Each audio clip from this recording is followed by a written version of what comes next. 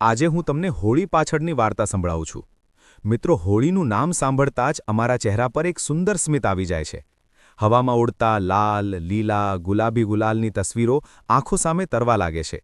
ચોક પર ઢોલ નગારાનો થાપ, ઘરમાંથી આવતી મીઠી મીઠી ગુજિયા અને માલપુઆની સુગંધ અને બાળકોની પિચકારીઓમાંથી છૂટતા રંગો, આ બધું આપણા મનને ઉત્સાહથી ભરી દે છે। આપણે બધા આ દિવસે બધા મનમોટાવ ભૂલીને એકબીજાને રંગ લગાવીએ છીએ અને ખુશીથી ગળે મળીએ છીએ। પણ શું તમે ક્યારેય આ ઘોંઘાટ અને જશ્નની વચ્ચે એક ક્ષણ માટે રોકાઈને વિચાર્યું છે કે રંગોનો આ સુંદર તહેવાર આખરે કેમ ઉજવવામાં આવે છે? આપણે હોળીથી બરાબર એક રાત પહેલાં ચોક પર લાકડાનો એક મોટો ઢગલો બનાવીને તેમાં આગ કેમ લગાવીએ છીએ, જેને હોલિકા દહન કહેવામાં આવે છે? તેની પાછળની વાર્તા શું છે? આજે હું તમને સતયુગના તે પ્રાચીન યુગમાં લઈ જાઉં છું, જ્યાંથી હોળીની સાચી શરૂઆત થઈ હતી। આ માત્ર એક વાર્તા નથી, પરંતુ આ એક એવી રોમાંચક ઐતિહાસિક મહાકથા છે જે આપણને જણાવે છે કે દુષ્ટતા ગમે તેટલી શક્તિશાળી, ગમે તેટલી વિશાળ અને અજેય કેમ ન થઈ જાય, પરંતુ સત્ય અને સાચી નિઃસ્વાર્થ ભક્તિ સામે તેને એક દિવસ તો ઝૂકવું જ પડે છે। તો ચાલો સમયના ચક્રને પાછળ ફેરવીએ અને ઇતિહાસના પાના ફેરવીએ। આ વાર્તા સતયુગમાં શરૂ થાય છે, જ્યારે પૃથ્વી પર અસુરો અને રાક્ષસોનો ભય હતો। તે સમયમાં એક અત્યંત શક્તિશાળી, મહત્વાકાંક્ષી અને ક્રૂર અસુર રાજા હતો હિરણ્યકશ્યપ। હિરણ્યકશ્યપ કોઈ સામાન્ય અસુર નહોતો, તેનામાં સમગ્ર બ્રહ્માંડ પર રાજ કરવાની ભૂખ હતી। પોતાના સપનાને પૂરો કરવા માટે તેણે મંદરાચલ પર્વત પર જઈને ઘોર તપસ્યા શરૂ કરી દીધી। તેની તપસ્યા એટલી કઠોર હતી કે તે વર્ષો સુધી કંઈ પણ ખાધા પીધા વિના એક પગ પર ઊભો રહ્યો। ઉધઈયોએ તેના શરીર પર પોતાનું ઘર બનાવી લીધું, કીડીઓએ તેનું માંસ ખાધું અને તેના શરીરમાંથી નીકળતી તપસ્યાની આગથી ત્રણેય લોક બળવા લાગ્યા। આખરે સૃષ્ટિના સર્જક ભગવાન બ્રહ્મા તેની તપસ્યાથી પ્રસન્ન થઈને તેની સામે પ્રગટ થયા। જ્યારે બ્રહ્માજીએ તેને વરદાન માંગવા કહ્યું, ત્યારે હિરણ્યકશ્યપે ખૂબ જ ચાલાકીથી એક એવું અનોખું વરદાન માંગ્યું, જેણે તેને તકનીકી રીતે લગભગ અમર બનાવી દીધો। વરદાન એ હતો કે તેને ન તો બ્રહ્માજીની બનાવેલી કોઈ રચના મારી શકે, ન કોઈ મનુષ્ય મારી શકે અને ન કોઈ પશુ।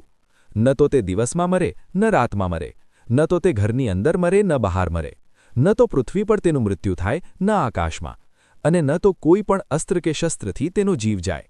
આ અભેદ્ય વરદાન પામીને હિરણ્યકશ્યપનો અહંકાર 7મા આસમાને પહોંચી ગયો। તેને લાગવા લાગ્યું કે હવે તો ખુદ મૃત્યુ પણ તેનું કંઈ બિગાડી શકતી નથી। વરદાન મળતા જ તેણે સ્વર્ગ પર આક્રમણ કરી દીધું, દેવતાઓને હરાવી દીધા અને દેવરાજ ઇન્દ્રનું સિંહાસન છીનવી લીધું। તે પોતાને જ ત્રણે લોકનો ભગવાન માનવા લાગ્યો। હિરણ્યકશ્યપ બોલ્યો, હવે આ સમગ્ર બ્રહ્માંડમાં મારાથી વધુ શક્તિશાળી, મારાથી વધુ બળવાન કોઈ નથી। દેવ, દાનવ, યક્ષ જે પણ ભૂલથી પણ વિષ્ણુનું નામ લેશે, તેની જીભ કાપી નાખવામાં આવશે। આજથી આ સમગ્ર સંસારનો ફક્ત એક જ ઈશ્વર છે, એક જ પાલનહાર છે, એક જ ભગવાન છે, અને તે હું છું, સર્વશક્તિમાન હિરણ્યકશ્યપ। દરેક મંદિરમાં ફક્ત મારી મૂર્તિ સ્થાપિત થશે, મારી જ આરતી ઉતારવામાં આવશે, બધી પ્રજા ફક્ત મારી વંદના કરશે। જે મારી આજ્ઞાનું ઉલ્લંઘન કરશે તેને મૃત્યુથી પણ ભયાનક સજા આપવામાં આવશે। હિરણ્યકશ્યપના આ ભયાનક આદેશ અને ડરથી આખા રાજ્યમાં હાહાકાર મચી ગયો। ડરના કારણે લોકો ભગવાન વિષ્ણુનું નામ ભૂલીને લાચારીમાં હિરણ્યકશ્યપની પૂજા કરવા લાગ્યા। ધરતી પર ચારે તરફ અધર્મ અને અન્યાયનો અંધકાર છવાઈ ગયો। પણ કહેવાય છે ને કે જ્યારે અંધારું સૌથી ઘેરું હોય છે, ત્યારે જ સવાર થાય છે। નિયતિનો ખેલ જુઓ, તે જ અહંકારી અને ક્રૂર રાજાના ઘરમાં, તેના જ મહેલમાં એક એવા બાળકનો જન્મ થયો જે જન્મથી જ ભગવાન વિષ્ણુનો પરમ ભક્ત હતો। તે બાળકનું નામ હતું પ્રહલાદ। જ્યારે પ્રહલાદ પોતાની માતા કયાધુના ગર્ભમાં હતો, ત્યારે દેવર્ષિ નારદે તેમને ભગવાન વિષ્ણુની મહિમા અને ભક્તિનું જ્ઞાન આપ્યું હતું। તેથી પ્રહલાદ બાળપણથી જ શાંત, દયાળુ અને ભગવાન વિષ્ણુની ભક્તિમાં સંપૂર્ણપણે લીન રહેનારો બાળક હતો। તેને રાક્ષસોની રમતો પસંદ નહોતી, તે તો બસ આંખો બંધ કરીને નારાયણ નારાયણ જપતો રહેતો હતો। જ્યારે હિરણ્યકશ્યપને તેના જાસૂસો પાસેથી ખબર પડી કે તેનો પોતાનો સગો પુત્ર, તેનું પોતાનું લોહી તેના સૌથી મોટા દુશ્મન એટલે કે વિષ્ણુનું નામ જપે છે, ત્યારે તેનો ક્રોધ ભડકી ઉઠ્યો। તેને લાગ્યું કે આ તેના માટે ખૂબ મોટું અપમાન છે। એક દિવસ હિરણ્યકશ્યપે પ્રહલાદને પ્રેમથી પોતાની ખોળામાં બેસાડ્યો અને પૂછ્યું, પુત્ર, તને આ સંસારમાં સૌથી સારી વિદ્યા કઈ લાગે છે?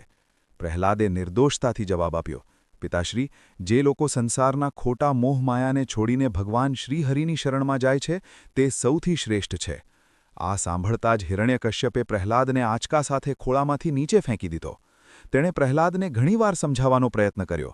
તેણે ડરાવ્યો, ધમકાવ્યો, ગુરુઓને તેને રાક્ષસી વિદ્યા શીખવવા કહ્યું, પણ પ્રહલાદની ભક્તિ અડગ હતી. હિરણ્યકશ્યપ બોલ્યો, પ્રહલાદ, મૂર્ખ પ્રહલાદ, મારા પુત્ર થઈને મારા જ લોહીનો હોઈને તું તે કાયર વિષ્ણુનું નામ કેમ જપે છે?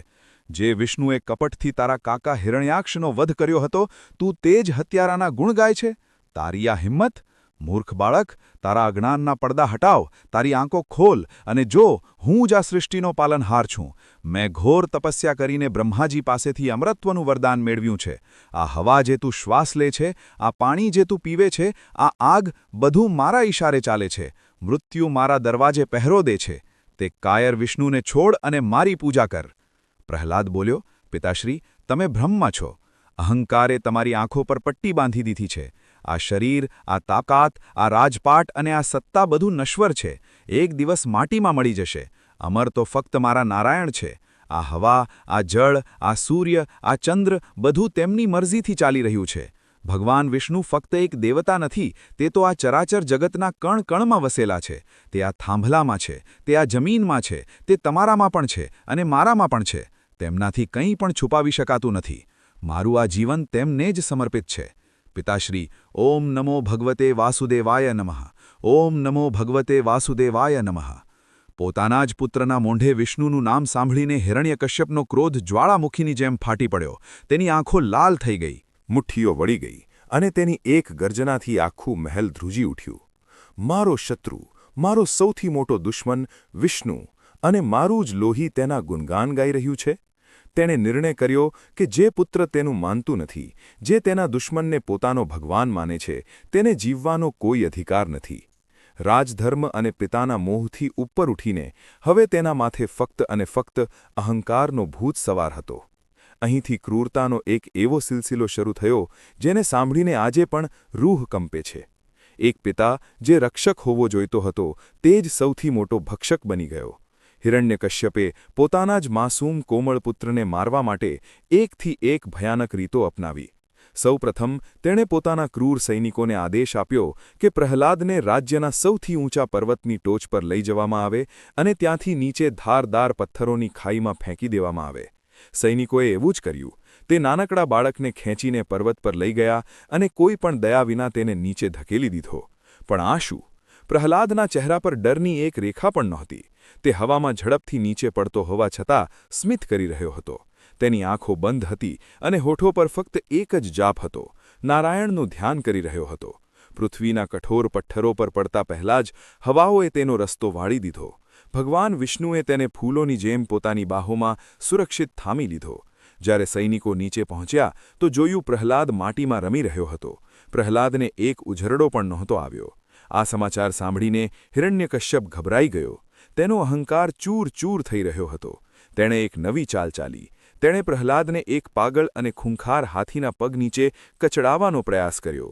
એક એવો હાથી જેને ઘણા દિવસોથી ભૂખ્યો રાખવામાં આવ્યો હતો, જે સાંકળો તોડીને ચીસો પાડી રહ્યો હતો. જ્યારે તે વિશાળ જાનવરને પ્રહલાદ તરફ છોડવામાં આવ્યો તો જોનારાઓની શ્વાસ અટકી ગઈ. જમીન ધ્રુજવા લાગી, પણ હાથી પ્રહલાદની નજીક આવતા જ શાંત થઈ ગયો. પ્રહલાદના તેજ અને ભક્તિએ તે જાનવરનો ક્રોધ હરી લીધો હતો અને તેણે પોતાની સૂંઢથી પ્રહલાદના ચરણ સ્પર્શ કરી લીધા. હિરણ્યકશ્યપનું પાગલપણ હવે તેની સીમા પાર કરી ચૂક્યું હતું. આ પછી પ્રહલાદને ભૂખ્યા ઝેરીલા સાપ વચ્ચે એક અંધારી કોઠરીમાં છોડી દેવામાં આવ્યો. એક એવી જગ્યા જ્યાં એક ડંખ પણ કોઈનો જીવ લેવા માટે પૂરતો હતો. પણ તે સાપ જે કાળનું સ્વરૂપ હતા તે પણ પ્રહલાદ માટે રક્ષક બનીને તેની આસપાસ બેસી ગયા, જાણે શેષનાગ પોતે તેની રક્ષા કરી રહ્યા હોય. જ્યારે આનાથી પણ વાત ન બની તો પ્રહલાદને ઝેર આપવામાં આવ્યું. એક એવું હલાહલ ઝેર જેનો રંગ જોઈને જ માણસ દમ તોડી દે. પણ વિષ્ણુની કૃપાથી તે ઝેર પણ પ્રહલાદના ગળામાંથી નીચે ઉતરતા જ અમૃત બની ગયું. હવે હિરણ્યકશ્યપે હાર માની લીધી હતી. તેનો બધો ગર્વ માટીમાં મળી ગયો હતો. તેને સમજાતું નહોતું કે આ નાના બાળકને કેવી રીતે મારવું. તેની પાસે કોઈ એવું અસ્ત્ર કે શસ્ત્ર બચ્યું નહોતું જે પ્રહલાદનું વાળ પણ વાંકું કરી શકે. અને જ્યારે બધા ઉપાયો નિષ્ફળ ગયા ત્યારે હતાશ હિરણ્યકશ્યપે તેની બહેન હોલિકાને બોલાવી. હોલિકા કોઈ સામાન્ય સ્ત્રી નહોતી. તેની પાસે એક રહસ્યમય શક્તિ હતી. ભગવાન બ્રહ્મા તેની તપસ્યાથી પ્રસન્ન થઈને તેને એક વિશેષ ઓઢણી કે શાલ વરદાનમાં આપી હતી. આ ઓઢણીની ખાસિયત એ હતી કે જો હોલિકા તેને ઓઢીને ધગધગતી આગમાં પણ બેસી જાય તો આગની ભયાનક લપટો પણ તેનું વાળ વાંકું ન કરી શકતી હતી. આગ તેને બાળી શકતી નહોતી. ભરેલા દરબારમાં હિરણ્યકશ્યપ બોલ્યો, હોલિકા, મારી બહેન, આજે તારા ભાઈની પ્રતિષ્ઠા દાવ પણ લાગી છે. આ કુલ કલંક પ્રહલાદ મારા કોઈ પણ અસ્ત્રથી મરી રહ્યો નથી. હું થાકી ગયો છું. કોઈ અદૃશ્ય શક્તિ વારંવાર તેની રક્ષા કરી રહી છે. હવે ફક્ત તું જ મારી મદદ કરી શકે. તારી પાસે બ્રહ્માજીએ આપેલી તે ચમત્કારી ઓઢણી છે ને? તું તે ઓઢણી ઓઢીને પ્રહલાદને ખોળામાં લઈને ચિતા પર બેસી જા. આગ તેને બાળીને ભસ્મ કરી દેશે અને તું સુરક્ષિત બહાર આવી જઈશ. હોલિકા પોતાના વરદાનના અહંકારમાં આંધળી બની ચૂકી હતી. હોલિકા બોલી, તમે જરાય ચિંતા ન કરો. ભ્રાતૃશ્રી, આવતીકાલે ફાગણ મહિનાની પૂનમ છે. કાલે જ આ બાળકનો અંત થશે. આ મૂર્ખ બાળક મારી પાસે આવીને મોટા પ્રેમથી બેસી જશે. હું તે દિવ્ય ઓઢણી ઓઢી લઈશ. જેવી સૈનિકો ચિતામાં આગ લગાવશે, આગની લપટો આ વિષ્ણુ ભક્તને પળવારમાં રાખ કરી દેશે. તમારા માર્ગનો આ કાંટો હંમેશ માટે દૂર થઈ જશે. બીજા દિવસે સૂર્ય ઉગતા જ રાજ્યની વચ્ચે લાકડાનો એક વિશાળ પહાડ ઊભો કરવામાં આવ્યો. આખી પ્રજા ડરી અને ગભરાયેલી આ ભયાનક દ્રશ્ય જોઈ રહી હતી. દરેક આંખમાં આંસુ હતા. હોલિકા મોટા ઘમંડ સાથે તે ચિતા પર ચઢી. તેણે બ્રહ્માજીની આપેલી તે ચમત્કારી ઓઢણી ઓઢી લીધી અને નાના પ્રહલાદને મોટા મીઠા પણ કપટી સ્વરે પ્રેમથી બોલાવીને પોતાની ખોળામાં બેસાડી દીધો. પ્રહલાદના ચહેરા પર રતિભાર પણ ડર નહોતો. ન તો તે રડ્યો કે ન તેણે બચવાનો પ્રયત્ન કર્યો. તેની આંખો બંધ હતી અને તેના હોઠો પર ફક્ત એક જ નામ હતું, શ્રી હરિ. ત્યારે સૈનિકોએ ચિતામાં આગ લગાવી દીધી. સૂકા લાકડાએ તરત જ આગ પકડી લીધી અને થોડી જ પળોમાં આગની લપટો આકાશને આંબવા લાગી. ગરમી એટલી ભયાનક હતી કે દૂર ઊભેલા લોકો પણ પાછા હટવા લાગ્યા. આખી પ્રજા હાહાકાર કરવા લાગી. હિરણ્યકશ્યપ પોતાના ઊંચા સિંહાસન પર બેસીને મોટેથી પાગલોની જેમ હસી રહ્યો હતો કે આખરે તેનો દુશ્મન બળી રહ્યો છે. પણ ત્યારે પ્રકૃતિએ એક ભયંકર વળાંક લીધો. જે આકાશમાં હમણાં તેજ તડકો હતો ત્યાં અચાનક કાળા વાદળો ઘેરાઈ આવ્યા અને એક ખૂબ જ તેજ તોફાની પવન ફૂંકાવા લાગ્યો. પવનનો ઝોંકો એટલો તેજ અને ચોક્કસ હતો કે હોલિકા જે પોતાની જીત પર હસી રહી હતી તેના શરીર પર વીંટાળેલી તે ચમત્કારી ઓઢણી ઉડી ગઈ. હોલિકા ડરના માર્યા ચીસો પાડવા લાગી, બચાવો ભ્રાતૃશ્રી, મને બચાવો. તે ઓઢણી હવામાં લહેરાતી ઉડીને સીધી નન્હા પ્રહલાદની ઉપર જ પડી અને તેને સંપૂર્ણપણે ઢાંકી દીધો. આગની ભયંકર લપટોએ પલક ઝપકતા જ હોલિકાને પોતાની કૂખમાં લઈ લીધી. જે આગ પ્રહલાદને સ્પર્શ પણ નહોતી કરી રહી, તે જ આગે હોલિકાને ઘેરી લીધી. વરદાનનો દુરુપયોગ કરવાના કારણે હોલિકા તે જ આગમાં બળીને રાખ થઈ ગઈ. જ્યારે આગ શાંત થઈ ત્યારે બધાએ એક ચમત્કાર જોયો. પ્રહલાદ રાખના ઢગલાની વચ્ચે સુરક્ષિત બેઠો હતો અને સ્મિત કરી રહ્યો હતો. તેને આગને એક પણ જ્વાળાએ સ્પર્શ પણ નહોતો કર્યો. ધુમાડો હટતા જ આખા મેદાનમાં જાણે સન્નાટો છવાઈ ગયો. લોકોની ફાટેલી આંખો તે જ ચિતાને જોઈ રહી હતી. તે ભયાનક આગે હોલિકાને તો બાળીને રાખ કરી દીધી હતી, પણ પ્રહલાદના કોમળ શરીર પર એક ઉજરડો કે બળવાનો એક નિશાન પણ નહોતો. અહીં સુધી કે તેના વસ્ત્રો પણ જેમ હતા તેમ જ હતા. હિરણ્યકશ્યપ પોતાના સિંહાસન પરથી ઊભો થઈ ગયો. તેના હોઠ ધ્રુજી રહ્યા હતા અને તે પોતાની આંખો પર વિશ્વાસ કરી શકતો નહોતો. મિત્રો, હોલિકાનો અહંકાર અને તેનું વરદાન બંને તે જ આગમાં ભસ્મ થઈ ગયા, જ્યારે પ્રહલાદની નિસ્વાર્થ ભક્તિએ તેને બચાવી લીધો. આ માત્ર એક બાળક બચવાની ઘટના નહોતી, પરંતુ આ દુનિયા માટે એક પુરાવો હતો કે સત્યને ગમે તેટલો મોટો તાપ કેમ ના આપવામાં આવે તે ક્યારેય બળતું નથી. આ જ ઘટનાની યાદમાં અને દુષ્ટતા પર સચ્ચાઈની આ મહાવિજયની ઉજવણી કરવા માટે આજે પણ આપણે દર વર્ષે ફાગણ પૂનમની રાત્રે એક વિશાળ આગ પ્રગટાવીએ છીએ, જેને આપણે હોલિકા દહન કહીએ છીએ. આ પવિત્ર આગ આપણને ફક્ત એક જૂની કથાની યાદ નથી અપાવતી, પરંતુ એક મોટો સંદેશ આપે છે.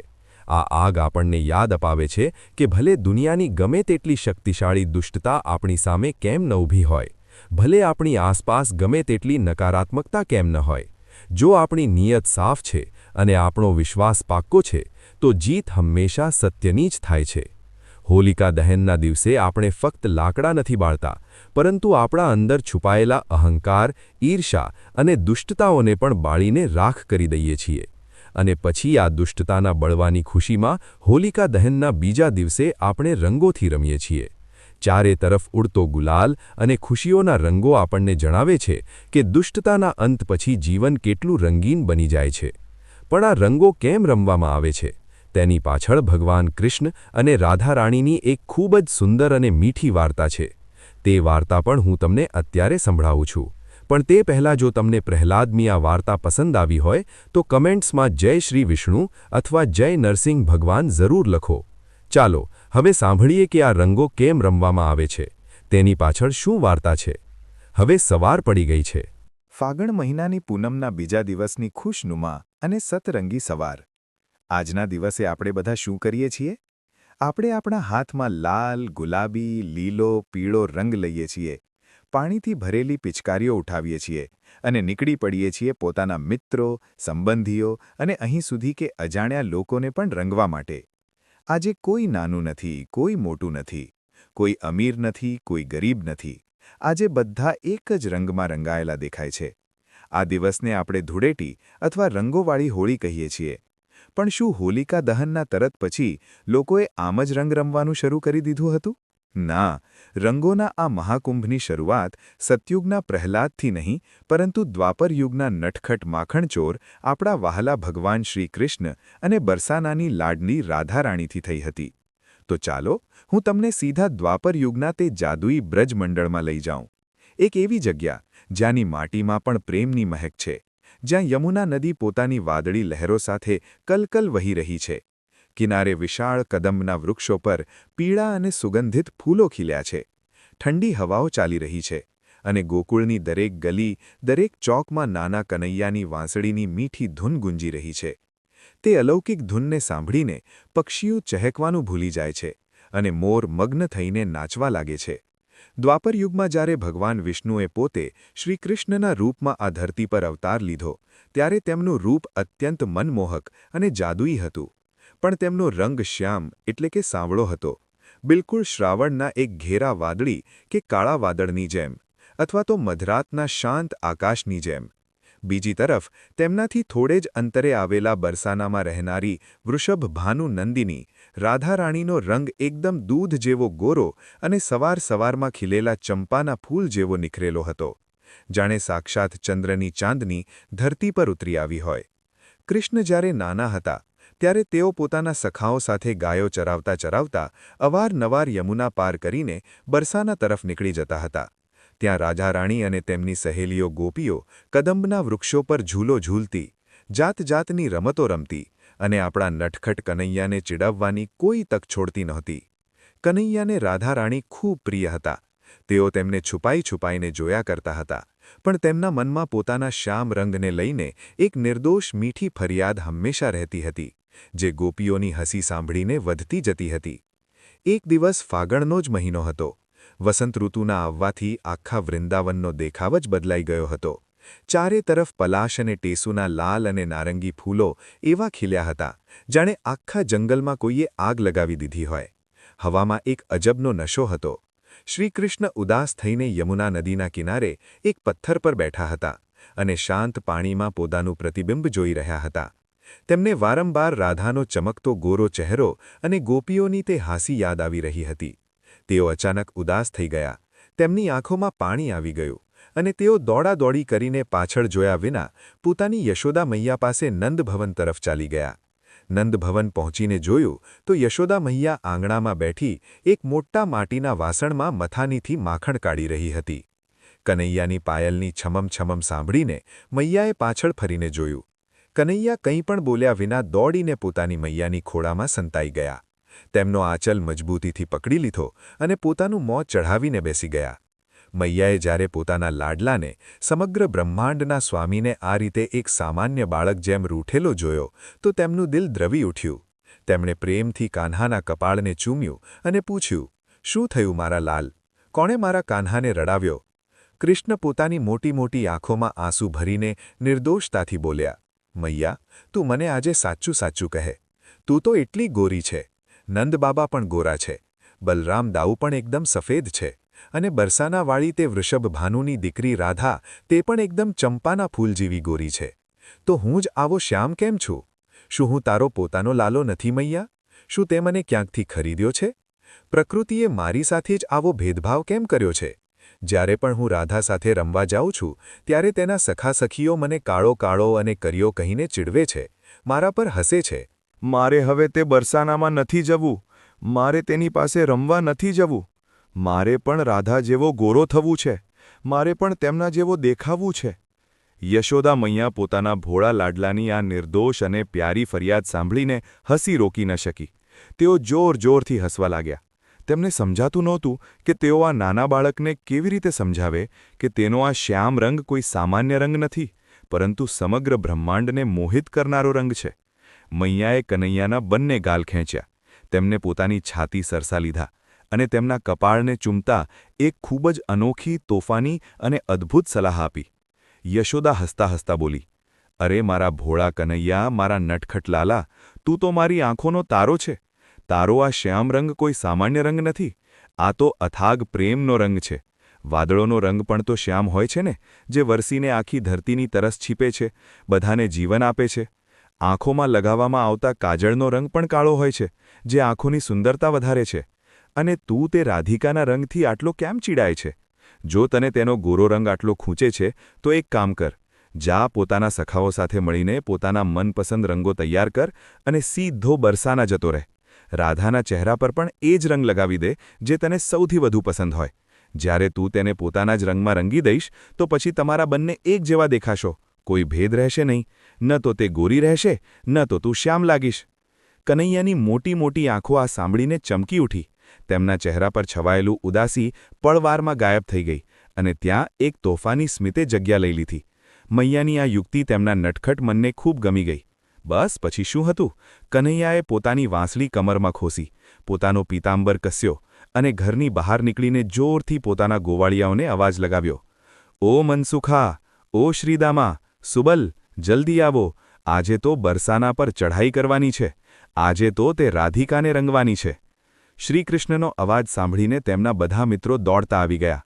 તેમણે મળીને જંગલ તરફ દોટ મૂકી અને વૃક્ષો પરથી વીણી વીણીને પલાશ અને ટેસુના લાલ નારંગી ફૂલો તોડ્યા. તે ફૂલોના ઢગલાને મોટા મોટા વાસણોમાં આખી રાત પાણીમાં ઉકાળવામાં આવ્યા, જેનાથી એક અત્યંત સુંદર, કુદરતી, સુગંધિત અને પાક્કો લાલ રંગ તૈયાર થયો. તેની સાથે જ તેમણે કપાળ પર લગાવવાના ચંદન પાવડર, કિંમતી કેસર અને તાજા ગુલાબની પાંખડીઓને પીસીને પીળો અને ગુલાબી ગુલાલ બનાવ્યો. આ બધી તૈયારીની વચ્ચે કનૈયાના ચહેરા પર એક ગજબની ચમક હતી. રંગ તૈયાર થયા પછી દૂરથી જ રંગ ફેંકવા માટે કનૈયાએ વાંસની નળીઓને કાપીને તેમાંથી લાંબી લાંબી પિચકારીઓ પણ તૈયાર કરી લીધી. બીજા દિવસે સવારે, ફાગણની એ જ પૂનમના બીજા દિવસે, શ્રીકૃષ્ણ પોતાની પૂરી ગોવાળિયાઓની ટુકડી સાથે ઢોલ અને ઝાંઝ વગાડતા ગોકુલથી બરસાના તરફ નીકળી પડ્યા.